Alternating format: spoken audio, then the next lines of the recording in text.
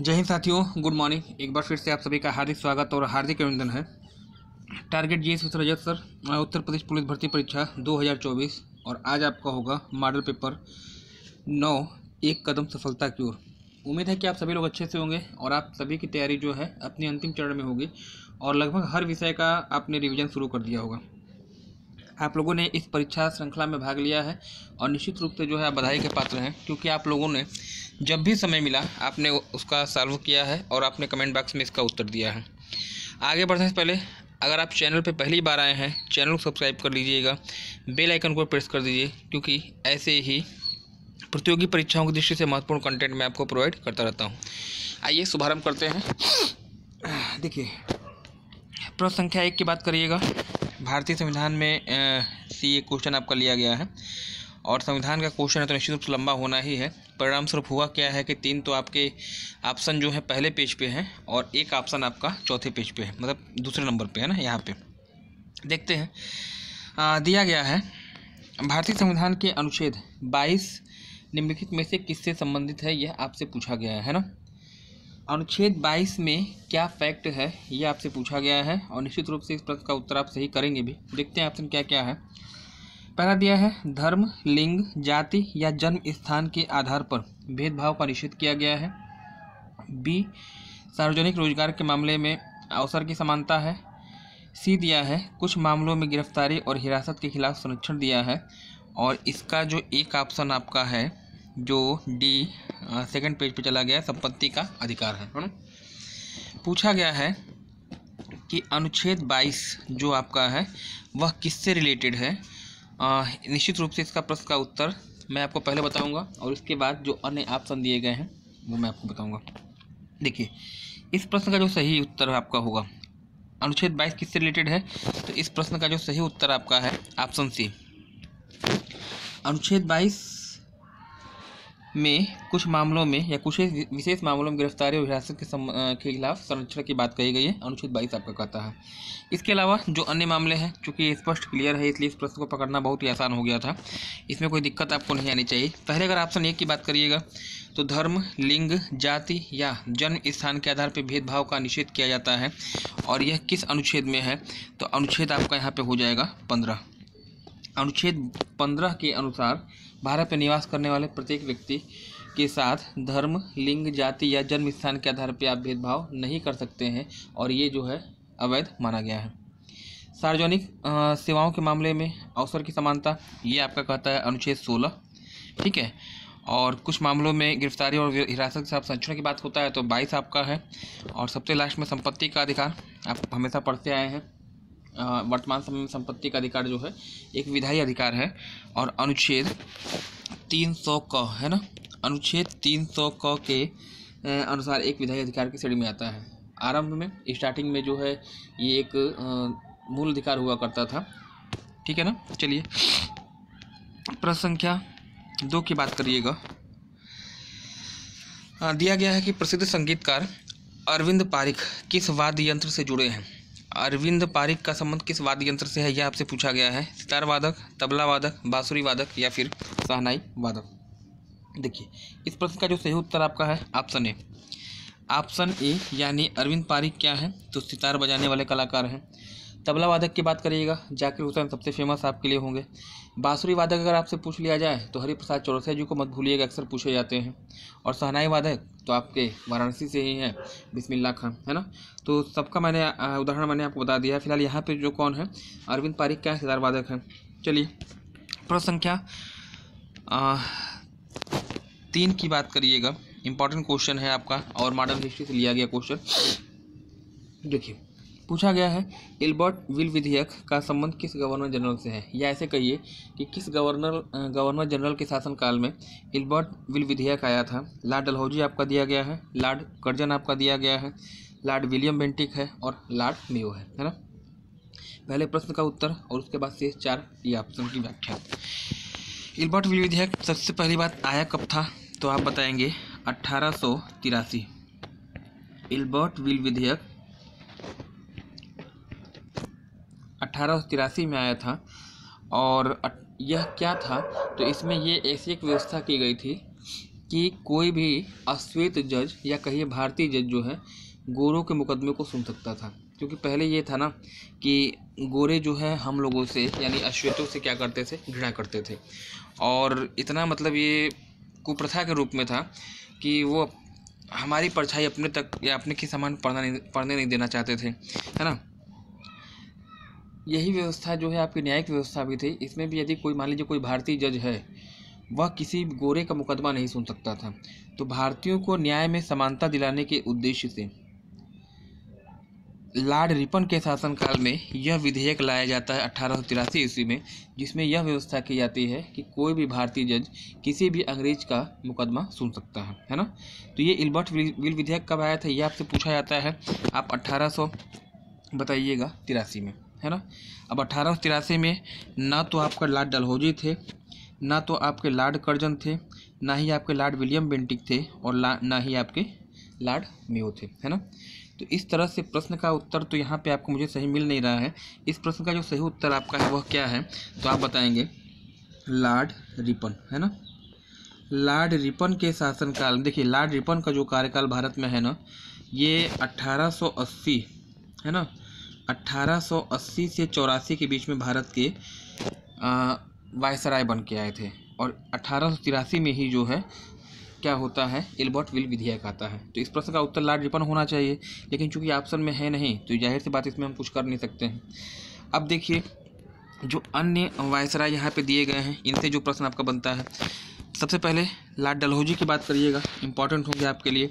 इनका जो कार्यकाल भारत में था, भारत में 1800 देखिए इनका जो कार्यकाल भारत में था 1844 से 1848 के बीच में, है ना।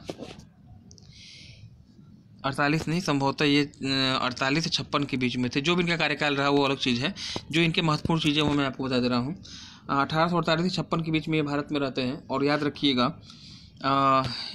इनका जो है इन्हीं के शासनकाल में 1851 ईस्वी में 1853 ईस्वी में भारत में पहली ट्रेन व्यवस्था शुरू की जाती है, पहली रेल चलाई जाती है। पहली चीज़ याद रखिएगा।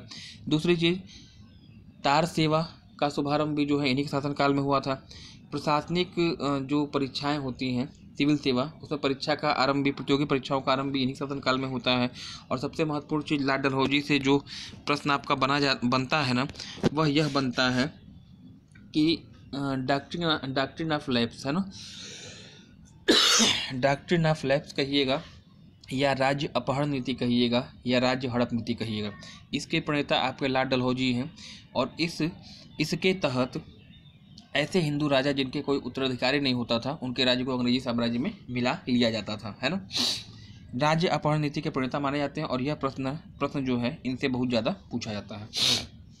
आपको मुझे कमेंट सेक्शन में बताना है, राज्य अपहरण नीति के तहत कौन सा भारतीय रियासत या भारतीय राज्य सबसे पहले अंग्रेजी साम्राज्य मिलाया गया था। कमेंट सेक्शन में कमेंट करके मुझे आप बताएंगे। लॉर्ड कर्जन की बात करिएगा तो इनसे जो महत्वपूर्ण प्रश्न आपका पूछा जाता है, 1905 में इन्होंने ही क्या किया था, बंगाल का विभाजन करवाया था, बंगाल विभाजन किया था। और साथ से याद रखिए विश्वविद्यालय अधिनियम भी इन्हीं के शासनकाल में आया था। इन्हीं के शासनकाल में 1905 ईस्वी में भारतीय रेलवे बोर्ड का जो है गठन किया जाता है। और लॉर्ड विलियम बेंटिक से प्रश्न आपका बनता है। 1833 ईस्वी में आपका भारत शासन अधिनियम आता है। और इस अधिनियम के द्वारा लॉर्ड विलियम बेंटिक को जो है भारत का पहला गवर्नर जनरल बना दिया जाता है, ठीक है ना। तो इतनी चीज़ें आप क्लियर हो गई। लॉर्ड मेयो की बात करिएगा तो 1872 ईस्वी में इन्हीं के शासनकाल में पहली बार भारत में जनगणना का कार्य होता है। एक तो ये प्रश्न आपसे बनता है यहाँ से। और एक याद रखिएगा कि यह भारत के एकमात्र ऐसे वायसराय हैं जिनकी भारत में ही मृत्यु हत्या कर दी जाती है। अंडमान निकोबार गए थे, वहाँ पे इनकी हत्या कर दी जाती है। तो इतनी चीज़ें हैं जो कि एग्जाम में आपसे पूछ ली जाती हैं। फिलहाल इल्बर्ट विल विधेयक का संबंध किससे है, तो आप बताइएगा लॉर्ड रिपन से। और कब आया था, तो 1883 ईस्वी में। आज के सेशन का चौथा क्वेश्चन आपके लिए जो है आपका दिया गया है, यूपी स्पेशल और करंट मिक्सअप है ये। एशियाई खेल 2018 में महिला 3000 मीटर बाधा दौड़ में रजत पदक विजेता सुधा सिंह का संबंध उत्तर प्रदेश के किस जिले से है ना। ऐसे क्वेश्चन भी एग्जाम में आपको मिलने वाले हैं और इसको ट्रिपल स्टार वाला क्वेश्चन मान के चलिएगा, क्योंकि ऐसे प्रश्न आपके एग्जाम में आ सकते हैं। एशियाई खेल 2018 में होते हैं और पूछा गया है कि महिला 3000 मीटर की बाधा में सिल्वर मेडल विजेता सुधा सिंह है, इनका संबंध उत्तर प्रदेश के किस जिले से है? रायबरेली दिया है, लखनऊ दिया है, कानपुर दिया है और आपका उन्नाव दिया है। इस प्रश्न का जो सही उत्तर होगा, सुधा सिंह का संबंध किससे है? ऑप्शन ए बताइएगा, रायबरेली से, है ना। ये तो रायबरेली की बात हो गई। रायबरेली की अगर बात कर लीजिएगा तो रायबरेली में ही आपका जो है रेल के डिब्बे का कारखाना भी स्थित है। पूछा जाए रायबरेली किस नदी के किनारे पे स्थित है, तो गोमती की सहायक एक नदी आपकी है सई, है ना, सई नदी के किनारे पे ये आपका स्थित है। और तीसरी चीज़ मैं आपको बता दूं, रायबरेली से जो प्रश्न आपका बनता है, हाँ, रायबरेली से एक तो 2-3 चीज़ मैं बताया, देख लीजिएगा। हाँ, कैनाल, कंट्री ऑफ कैनाल इसको कहा जाता है, यानी सॉरी कंट्री नहीं, सिटी ऑफ कैनाल, यानी नहरों का शहर भी रायबरेली को कहा जाता है। लखनऊ प्रदेश की राजधानी किस नदी किनारे है, तो गोमती बता दीजिएगा। कानपुर उत्तर भारत का मैनचेस्टर है और साथ ही साथ उन्नाव, और उन्नाव में ही आपका क्या है, तो उत्तर प्रदेश का पहला पक्षी विहार है, जिसे आप क्या कहते हैं, पंडित चंद्रशेखर आज़ाद पार्क जो आपका है ना, नवाबगंज। नेक्स्ट प्रश्न संख्या 5 की बात करिएगा। देखिए ये देश राजधानी, देखिए मिस टाइपिंग की बात है। देखिए एक तरफ यहाँ पे झील दिया गया है, और एक तरफ आपका यहाँ पे दिया गया है उनकी लोकेशन। कुछ तो गड़बड़ है, नहीं गड़बड़ नहीं, चलिए ठीक है, हो जाए, कोई दिक्कत नहीं है। एक तरफ मतलब झील का नाम दिया गया है और एक तरफ जो है आपका दिया गया है यहाँ पे उसकी लोकेशन, मतलब किस राज्य में है ना। इसको मैचिंग करना है। पूछा है निम्नलिखित को सुमेलित कीजिए, कौन सी झील कहाँ पर स्थित है। पहले इसका सुमेलन करते हैं, फिर जो है आगे देखते हैं। देखिए हमीरसर, अगर पूछा जाए हमीरसर झील कहाँ पे है, तो ये पड़ती है गुजरात में, यानी ए का तो आपका 2 हो जाएगा। सुरहा ताल बलिया उत्तर प्रदेश में है, यानी ये आपका बी का 1 हो जाएगा। सुखना ताल ये पड़ता है आपका चंडीगढ़ में, क्रॉस मल्टीप्लिकेशन है, सीधी सी बात है, 4 हो जाएगा। और तो मुरोरी झील जो आपकी पड़ती है वह लद्दाख में है, और इसका ऑप्शन हो जाएगा 3। 2, 1, 4, 3 जहाँ आपको दिखाई दे रहा है ऑप्शन में, नीचे ही दूसरा ही ऑप्शन आपको मिल गया 2143, है ना, 2143, यानी 2, 1, 4, 3 ये आपका जो राइट आंसर है, ऑप्शन बी आपका यहाँ पे सही होने जा रहा है ना। चलिए इस तरह के देखिए, देखने में प्रश्न बहुत बड़े बड़े लगते हैं, लेकिन यकीन मानिए अगर एक भी पकड़ में आ जाता है ना, 1 या 2 अगर पकड़ में आ जाता है तो पूरा का पूरा क्वेश्चन आसानी से सॉल्व हो जाता है। तो इसमें घबराने वाली कोई बात नहीं है कि इतना बड़ा लिखा है, कैसे होगा, क्या होगा। थोड़ा सा धैर्य की आवश्यकता होती है, आराम से मिलाएंगे, मिल जाएगा। नेक्स्ट प्रश्न संख्या 6 की बात करिएगा। उत्तर प्रदेश स्पेशल का क्वेश्चन है। पूछा गया है सूफी कवि अमीर खुसरो का जन्म किस जिले में हुआ है, यह आपसे पूछा गया है। बुलंदशहर दिया है, फैजाबाद दिया है, एटा दिया है और आपका शामली दिया है। पूछा गया है कि सूफी कवि अमीर खुसरो का जन्म जो है किस जिले में हुआ था, तो इसका जो सही उत्तर आपका होगा ऑप्शन ए। अमीर खुसरो को ही तोताए हिंद के नाम से भी जाना जाता है। और बुलंदशहर की अगर बात कर लीजिए तो बुलंदशहर जो है आपका उत्तर प्रदेश के यमुना नदी के किनारे पर स्थित है ना। तो नदी की बात हो गई। यहीं पे एक स्थान पड़ता है, बहुत फेमस है, बुलंदशहर में ही जो है एक स्थान पड़ता है खुर्जा, और खुर्जा जो है आपका यहीं पे केंद्रीय कांच एवं सिरेमिक अनुसंधान केंद्र का मुख्यालय भी स्थित है ना। तो इसको भी आपको ध्यान देना है, खुर्जा से भी प्रश्न आपका बनता है। यहीं बुलंदशहर में एक स्थान पड़ता है नरौरा, बुलंदशहर में एक स्थान पड़ता है नरौरा, और नरौरा में ही जो है आपका क्या है, तो उत्तर प्रदेश का एकमात्र परमाणविक भट्टी यहीं पे है, तो वो आपसे पूछी जाती है।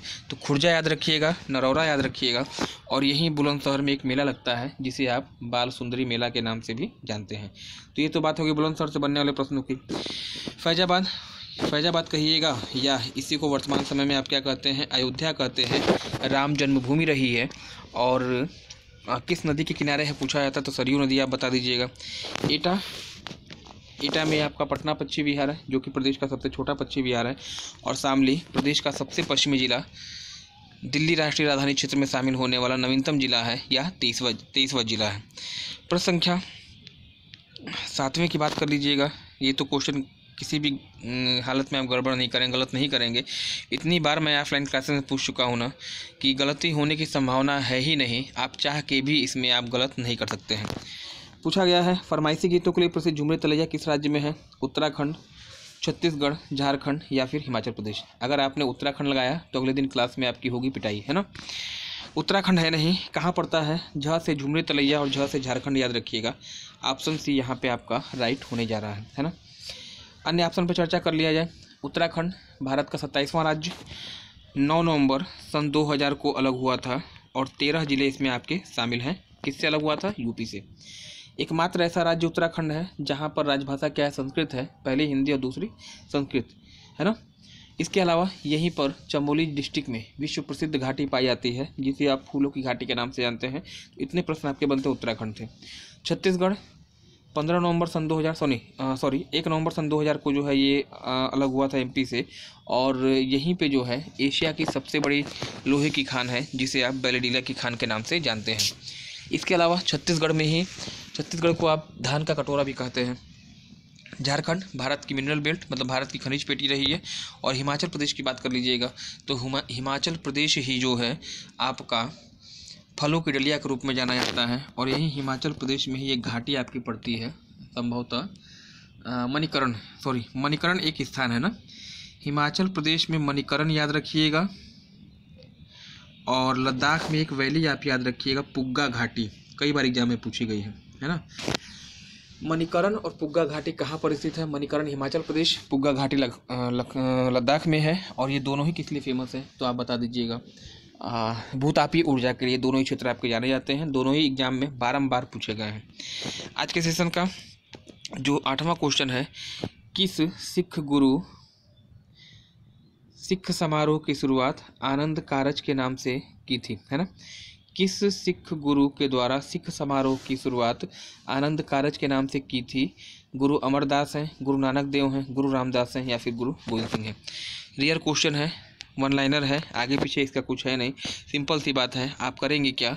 वन लाइनर रूप में अपने फेयर नोट्स में इसको लिख लीजिएगा और इसका जो सही उत्तर है ऑप्शन ए, गुरु अमरदास ना। प्रश्न संख्या 9 की अगर बात कर लीजिएगा, ज्योग्राफी क्वेश्चन लिया गया है आपके लिए। दक्षिणी आल्प्स पर्वत किस देश में स्थित है? स्विट्जरलैंड दिया है, कनाडा दिया है, कांगो रिपब्लिक दिया है और न्यूजीलैंड दिया है। पूछा गया है कि दक्षिणी आल्प्स पर्वत किस देश में स्थित है। मेरे विद्यार्थी इस प्रश्न का उत्तर गलत करेंगे नहीं, क्योंकि यह भी मैंने ऑफलाइन क्लासेस में कई बार क्वेश्चन पूछा हुआ है। स्विट्जरलैंड दिया है, कनाडा दिया है, कांगो रिपब्लिक दिया है और न्यूजीलैंड दिया है। इस प्रश्न का जो सही उत्तर है दक्षिणी आल्प्स कहाँ है? ऑप्शन डी, दक्षिणी आल्प्स कहाँ है तो यह आपका न्यूजीलैंड में है। आल्प्स पर्वत पूछता कहाँ होता है? देखिए, आल्प्स और दक्षिणी आल्प्स में आप कंफ्यूज होते हैं। एक पर्वत आपका है आल्प्स, है ना, या आल्प्स कहिए। आल्प्स पर्वत यूरोप महाद्वीप में है और यूरोप के लगभग 3-4 देशों में फैला है, फ्रांस, स्विट्जरलैंड, ऑस्ट्रिया, है ना, और इटली में। तो आल्प्स अलग है। इसकी जो सबसे ऊंची पर्वत चोटी है माउंट ब्लैक। इसके आगे शब्द लग गया दक्षिणी आल्प्स, और दक्षिणी आल्प्स की बात करिएगा तो ये कहाँ चला जाएगा? आपका न्यूजीलैंड में हो जाएगा। चलिए, आज के सेशन का अगला क्वेश्चन 10वां क्वेश्चन है, और इस तरह से हम लोग जो है पहुंच गए अपने अध्याय पे। आधा रास्ता हमने तय कर लिया है। 10-20 प्रश्नों की श्रृंखला, 10 प्रश्न तक हम लोग पहुंच चुके हैं, और इसमें जो है आप लोग का उत्साह देखते ही बनता है निश्चित रूप से। इतना सुबह का समय, 6 बजे का समय, जब सब लोग रजाई में हैं, आराम से सो रहे हैं, उस समय आप लोग रजाई से हाथ निकाल कर मोबाइल में देख रहे हैं, बहुत बड़ी बात है। क्योंकि जितना हिस्सा शरीर का, जितना हिस्सा रजाई के बाहर है ना, वो समझ लीजिए कि पूरा ठंडा है। तो अगर आप इस समय देख रहे हैं सुबह का समय मोबाइल को, तो निश्चित रूप से जो है आप बधाई के पात्र हैं, और आप लोग निश्चित रूप से आगे बढ़ने वाले हैं एक कदम, है ना। हाँ, चैनल पे पहली बार आए हैं, चैनल सब्सक्राइब कर दीजिएगा, बेल आइकन को प्रेस कर दीजिए, क्योंकि ऐसे ही प्रतियोगी परीक्षाओं की दृष्टि से महत्वपूर्ण कंटेंट मैं आपको प्रोवाइड करता रहता हूँ। आइए शुभारंभ करते हैं। 10वां क्वेश्चन जो आपका है, शुभारंभ तो बहुत पहले हो चुका है। हाँ, बहू बेगम का मकबरा कहाँ पे स्थित है, ये आपसे पूछा गया है, इंपॉर्टेंट होगा आप लोग के लिए। एग्जाम में आया हुआ क्वेश्चन है। फैजाबाद है, जौनपुर है, बहराइच है और अलीगढ़ है ना। देखिए, बहू बेगम का मकबरा कहाँ पे है तो ऑप्शन ए आपका यहाँ पे होगा राइट, फैजाबाद में इसकी लोकेशन है ना। सरयू किनारे आपका फैजाबाद है, इसमें कोई दिक्कत आपको है नहीं। जौनपुर की बात करिए, जौनपुर आपका गोमती किनारे पे स्थित है और इस शहर की स्थापना पूछी जाती है किसने की थी, तो फिरोज शाह तुगलक के द्वारा इसकी स्थापना की गई थी अपने बड़े भाई जौना खां की स्मृति में। अच्छा, इसी जौनपुर में आपका क्या है, तो अटाला मस्जिद स्थित है। और याद रखिएगा जौनपुर को जो है आप सिराज हिंद या पूर्व का सिराज भी कहते हैं। इतनी चीज़ हो गई क्लियर। बहराइच आपका जो है पूर्वांचल का एक ज़िला है और यहीं पे जो है आपका सैयद सालार उर्स नामक मेले का आयोजन किया जाता है या गाजी साहब पाक मेले का आयोजन किया जाता है। अलीगढ़ की बात करिएगा तो अलीगढ़ यमुना किनारे पे स्थित है और ताला नगरी के रूप में जानी जाती है। और यहीं अलीगढ़ में आपका अलीगढ़ मुस्लिम यूनिवर्सिटी है जिसकी स्थापना सर सैयद अहमद खान के द्वारा 1875 ईस्वी में की गई थी एंग्लो ओरिएंटल कॉलेज के रूप में, और 1920 में इसको यूनिवर्सिटी का दर्जा दिया गया था। आज के सेशन का 11वां क्वेश्चन आपके लिए होगा, निम्नलिखित में से कौन सुमेलित नहीं है। एक तरफ खनिज क्षेत्र दिया है और दूसरी तरफ दिया है उसका लोकेशन राज्य, है ना। कौन सुमेलित नहीं है यह आपसे पूछा गया है। खेतड़ी की खान, कोलार की खान, मलाजखंड की खान और नेवली खान। मुझे यहाँ भी विश्वास है कि आप इस प्रश्न का उत्तर गलत करेंगे नहीं, है ना। खेतड़ी की खान पड़ती है राजस्थान में, पहला तो आपका एकदम सुमेलित है। कौन सुमेलित नहीं, यही पूछा गया है ना। खेतड़ी खान पड़ती है राजस्थान में झुंझुनू जिला में और फेमस किस लिए है आप बताएंगे, तांबा के लिए, है ना। कापर के लिए ये आपकी खान जानी जाती है। कोलार की खान कर्नाटक में है और ये जो है आपकी गोल्ड के लिए फेमस है। यह भी जो है आपका पूरी तरह से क्या है, सही है। नेवली खान आपकी पड़ती है, नेवली पड़ती है कहाँ पे तो आप बताइएगा, तमिलनाडु में है और निश्चित रूप से यह भी सही है। यह फेमस है किस लिए, तो लिग्नाइट के कोयला के लिए फेमस है। पूरे भारत में लिग्नाइट के लिए केवल एक ही मात्र खान है ही और वो आपकी यही नेवली की खान पूछी जाती है। सबसे लास्ट में जो बचा वह आपका गलत होगा, मलाजखंड की खान। यहाँ पे छत्तीसगढ़ दिया है जो कि रॉन्ग है। मलाजखंड की खान जो छत्तीसगढ़ में नहीं है बल्कि पड़ती मध्य प्रदेश में, और इसके बारे में कहा जाता है एशिया की सबसे बड़ी तांबा की खान है ना। तो इतनी चीज़ें हैं इस प्रश्न से जो आपको एग्जाम में मिलने वाली हैं। चलिए प्रश्न संख्या 12 की बात करिएगा, इम्पॉर्टेंट है आप लोग के लिए। उत्तर प्रदेश संस्कृति संबंधित ये क्वेश्चन आपका होगा। निम्नलिखित में से किस प्रसिद्ध भारतीय गायिका को उसके शिष्यों के द्वारा प्यार से अप्पा जी कहा जाता था, है ना। किस प्रसिद्ध गायिका को उसके शिष्यों के द्वारा प्यार से अप्पा जी कहा जाता था। गिरजा देवी, किशोरी अमोनीकर, वसुंधरा केमकर और हीराबाई बरुड़कर, है ना। इस प्रश्न का जो सही उत्तर है ऑप्शन ए गिरिजा देवी। और गिरिजा देवी की अगर बात करिएगा इनका संबंध बनारस घराने से है, तो यह प्रश्न भी आपके लिए इम्पोर्टेंट हो जाता है। फिलहाल प्रश्न का जो उत्तर है कि अप्पा जी के नाम से किन्हें जाना जाता था, तो उत्तर आपका हो जाएगा गिरजा देवी। प्रश्न संख्या 13, ये भाई 2 बार 13 आ गया है क्या, नहीं सही है, सॉरी। 13वां क्वेश्चन देखिएगा, निम्नलिखित में कौन सुमेलित नहीं है। यूपी पुलिस भर्ती परीक्षा 2024 कौन सुमेलित नहीं है, ये आपसे पूछा गया है। लाख बहासी पश्चिमी बिहार, नवाबगंज पश्चिमी बिहार, बेतरी पश्चिमी बिहार और पटना बर्थ एक्चुअली, है ना। कौन सुमेलित है ये आपसे पूछा गया है। देखिए लाख बेहोशी रामपुर में नहीं है, लाख बेहोशी रामपुर में नहीं, तब कहाँ पड़ता है, कन्नौज बताइएगा। उत्तर प्रदेश का सबसे बड़ा पश्चिमी बिहार है ना। लाख बहासी कन्नौज में है और उत्तर प्रदेश का सबसे बड़ा है। नवाबगंज पश्चिमी बिहार ये उत्तर प्रदेश का सबसे पहला पश्चिमी बिहार है। यह बलरामपुर में नहीं है बल्कि ये पड़ता है कहाँ पर, तो आप बताएंगे हाँ उन्नाव में, है ना।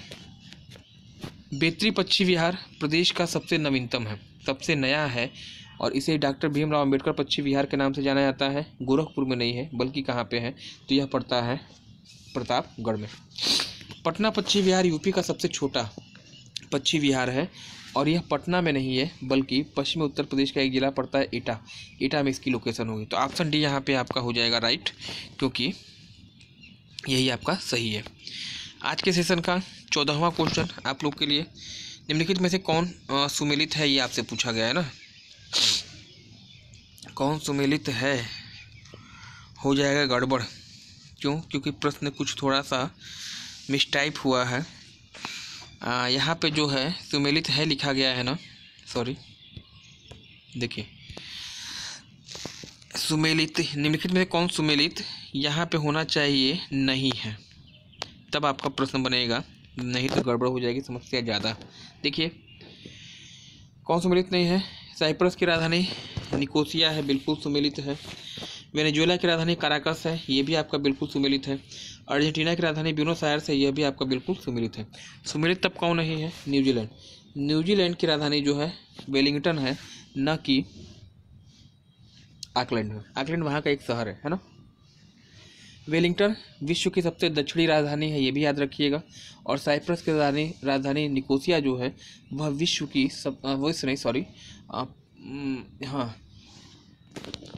साइप्रस जो है ये एशिया की सबसे पश्चिमी राजधानी है। आप मुझे कमेंट सेक्शन में कमेंट करके बताइएगा विश्व की सबसे उत्तरतम राजधानी कौन सी है, कमेंट में इसका उत्तर अपेक्षित होगा। आज के सेशन का 15वां क्वेश्चन भारतीय संविधान से लिया गया है और पूछा गया है कि भारतीय संविधान का कौन सा अनुच्छेद, ये कैसा क्वेश्चन है भाई, फिर बहुत मिसटाइपिंग हो रही है, चलिए क्षमा प्रार्थी रहूँगा इसके लिए। 16 की बात करिएगा, निम्नलिखित में से कौन सा अनुच्छेद ग्राम पंचायतों के गठन से संबंधित है, कौन सा अनुच्छेद जो है वह ग्राम पंचायत के गठन से संबंधित है, ये आपसे पूछा गया है। अनुच्छेद 39 है, अनुच्छेद 48A है, अनुच्छेद 40 है और अनुच्छेद 21 है। इंपॉर्टेंट क्वेश्चन है और इसमें जितने ऑप्शन आपको दिए गए हैं वो सभी एग्जाम में आपसे पूछे जाते हैं। पहले प्रश्न का उत्तर, फिर जो है इसका झन्नाटेदार व्याख्या। देखिए ग्राम पंचायत गठन किस अनुच्छेद में है, नीति निर्देशित तत्वों के अधीन है और यह आपका है अनुच्छेद 40। इस प्रश्न का जो सही उत्तर आपका होगा, ग्राम पंचायत गठन किस अनुच्छेद से रिलेटेड है, तो अनुच्छेद 40 में नीति निर्देशित तत्वों के अधीन इसका जो है उल्लेख किया गया है। ठीक है ना। 40 और एक याद रखिएगा 343 भी याद रखिएगा। 343 तो हिंदी से संबंधित है, देख लीजिएगा एक बार 343A है क्या। हाँ, अनुच्छेद ए की बात करिए, अनुच्छेद 39 की बात करिएगा। 39 में जो आपका समान कार्य समान वेतन की बात कही गई है। अनुच्छेद 48 से बहुत ही इंपॉर्टेंट है, पर्यावरण संरक्षण एवं जल संरक्षण से संबंधित है, यह भी आपसे पूछा जाता है। 21 से सबसे इम्पॉर्टेंट आपका होगा 6 से 14 वर्ष के बालकों के लिए निःशुल्क एवं अनिवार्य शिक्षा का प्रावधान यही अनुच्छेद करता है।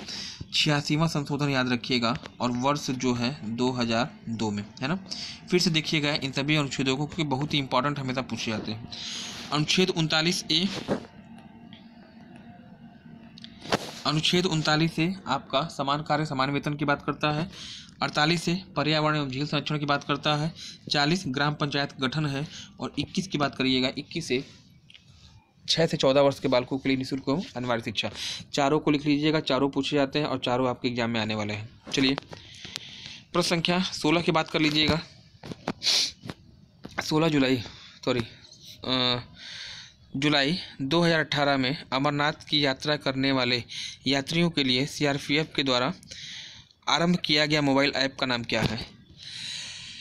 मोबाइल ऐप का नाम क्या है ये आपसे पूछा गया है। साथी दिया है, दोस्त दिया, यात्री दिया या फिर मित्र दिया है। इस प्रश्न का जो सही उत्तर आपका होगा ऑप्शन ए।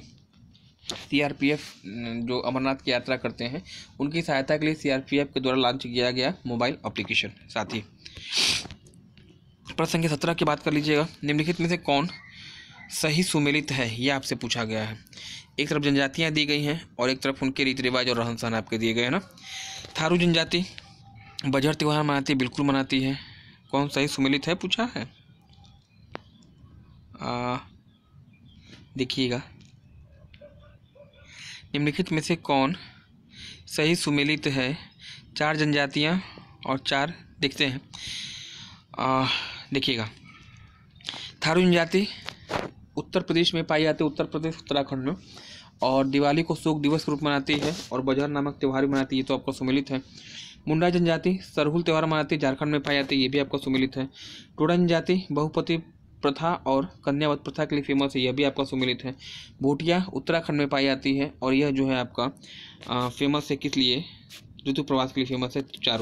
ये चारों की चारों जो विशेषताएं यहाँ पे दी गई है ना वह आपका सुमेलित है। इसमें एक ऑप्शन आपका और होना चाहिए था, उपयुक्त तो सभी ऑप्शन यहाँ पे क्या है, सुमेलित है। चलिएगा प्रश्न संख्या 18 की बात कर लीजिएगा। निम्नलिखित में से कौन सुमेलित नहीं है। एक तरफ शहर का नाम है और एक तरफ नदी का नाम है, कौन सुमेलित नहीं है यह आपसे पूछा गया है। हैदराबाद, मूसी नदी के तट पर है, बिल्कुल है। तेलंगाना की राजधानी, तेलंगाना आंध्र प्रदेश की राजधानी है हैदराबाद। मूसी नदी किनारे। और मूसी किसकी सहायक है, कमेंट सेक्शन में कमेंट करेंगे। मूसी नदी किस नदी की सहायक है, कमेंट सेक्शन में कमेंट करिएगा। जबलपुर एमपी में पड़ता है, नर्मदा के किनारे पे स्थित है, बिल्कुल है। राउरकेला महानदी दिया है, जो कि गलत है। यही ऑप्शन क्या हो जाएगा, सुमेलित नहीं है। राउरकेला उड़ीसा में पड़ता है, महानदी किनारे नहीं, बल्कि एक नदी याद रखिएगा, ब्राह्मणी। ब्राह्मणी नदी के मुहाने पर स्थित है आपका। और बाकी जो आपका सूरत गुजरात में, जो कि ताप्ती नदी पर है ना। तो इतनी चीज़ें क्लियर होंगी आपकी। आज के सेशन का 19वां क्वेश्चन आपके लिए इम्पोर्टेंट होगा। निम्नलिखित में से किस जिले में बिरहा लोकगीत का गायन नहीं किया जाता है। कहाँ पर बिरहा नहीं गाया जाता है, ये आपसे पूछा गया है। देवरिया, संभल, बलिया या फिर आजमगढ़। देखिए, पूर्वांचल के जितने ज़िले हैं, 4 जिलों में से जितने ज़िले पूर्वांचल के होंगे, सब में आपका बिरहा होगा। पूर्वांचल से अलग जो भी जिला हुआ वहाँ पे नहीं होगा। अब देखिए, पूर्वांचल में एक तो आपका आजमगढ़ पड़ता है, बलिया पड़ता है और देवरिया पड़ता है, यहाँ बिरहा आपका होगा। जो संभल है ना, पश्चिमी उत्तर प्रदेश यानी ब्रजभूमि का क्षेत्र है, ऑप्शन बी आपका होगा। यहाँ पे बिरहा का आयोजन नहीं होगा, ऑप्शन बी आपका यहाँ पे राइट हो जाएगा, है ना। थोड़ा सा जनरल सेंस का प्रयोग करना होगा यहाँ पे, क्योंकि आपको मालूम है कि बिरहा लोकगीत पूर्वांचल में ही गाया जाता है। अवध में, बुंदेलखंड में या ब्रजभूमि में इसका प्रचलन नहीं है। तो पूर्वांचल के जिलों को अलग करिए, जो एक्स्ट्रा आपको दिखाई दे रहा है वो आप उत्तर लगा दीजिएगा, उत्तर आपका सही हो जाएगा। आज के सेशन का अंतिम क्वेश्चन और 20वां क्वेश्चन अपने डेस्टिनेशन पॉइंट पे आ गए, अपने लक्ष्य के समय पर आ गए। और देखिएगा, पूछा गया है निम्नलिखित में से किस तिथि को उत्तरी गोलार्ध में ग्रीष्म अयनांत होता है ना। किस तिथि को उत्तरी गोलार्ध में ग्रीष्म अयनांत होता है। 4 जुलाई है, 22 दिसंबर है, 21 जून है या 3 जनवरी है। प्रश्न की लैंग्वेज मैंने थोड़ी चेंज कर दी है, ताकि आप लोग थोड़ा सा घूमिए, क्योंकि सीधे सीधे उत्तर तो सभी लोग मार देते हैं, थोड़ा घूमने पे मज़ा आता है ना। उत्तरी गोलार्ध में ग्रीष्म अयनांत कब होगा। उत्तरी गोलार्ध में यानी जब किरणें कर्क रेखा पर होगी तब होगा ग्रीष्म अयनांत, है ना। और ग्रीष्म अयनांत जब कर्क रेखा, उत्तरी गोलार्ध में कर्क रेखा पर किरणें कब होती हैं, तो आप बताएंगे 21 जून को। 21 जून को किरणें क्या होती हैं, कर्क रेखा पे होती हैं उत्तरी गोलार्ध में ग्रीष्म अयनांत की कंडीशन। पूछ दे दक्षिणी गोलार्ध में ग्रीष्म अयनांत कब होगा, उत्तर आपका होगा, तुरंत बदल जाएगा, 22 दिसंबर, है ना। यानी सूर्य की स्थिति किस रेखा पर लंबवत है, उसके आधार पर आप तिथि का निर्धारण करते हैं। 21 जून को आपकी किरणें कर्क रेखा पे होती हैं, इसलिए आपने ग्रीष्म अयनांत उत्तरी गोलार्ध में बता दिया, सबसे लंबा दिन होता है। 22 दिसंबर मकर रेखा दक्षिणी गोलार्ध में होती है, वो आपका क्या हो जाएगा, सबसे लंबा दिन दक्षिण गोलार्ध में हो जाएगा। हमारे सबसे छोटी रात, सबसे छोटी लंबा रात होगा। 4 जुलाई इंपॉर्टेंट होगा। 4 जुलाई को क्या होता है, अपसौर होता है, मतलब सूर्य जो है पृथ्वी से बहुत ज़्यादा दूर, या कहीं पृथ्वी सूर्य से बहुत ज़्यादा दूर होती है। 3 जनवरी उपसौर की कंडीशन, जबकि पृथ्वी और सूर्य के बीच में सबसे कम दूरी होती है। तो दोस्तों, ये रहा महत्वपूर्ण सेशन। उम्मीद है कि आप सभी लोगों ने इसका एंजॉय किया होगा, और निश्चित रूप से जो प्रश्न आपको नहीं आते होंगे उसको आपने फेयर नोट तैयार किया होगा। ये प्रश्न आपको कहीं ना कहीं किसी न किसी लेवल पे आपको मदद करने वाले हैं। पढ़ाई कभी व्यर्थ नहीं जाती है, मन से की गई तपस्या और सही दिशा में किया गया प्रयास कभी भी आपको धोखा नहीं देता है। अगर आप चैनल में पहली बार आए हैं, चैनल को सब्सक्राइब कर लीजिएगा, बेल आइकन प्रेस कर दीजिए, क्योंकि ऐसे ही प्रतियोगी परीक्षाओं की दृष्टि से महत्वपूर्ण कंटेंट मैं आपको प्रोवाइड करता रहता हूं। धन्यवाद, हैव ए नाइस डे। अगले दिन पुनः एक नए जोश के साथ आपके सामने उपस्थित रहूँगा। धन्यवाद, थैंक्स फॉर ज्वाइनिंग मी।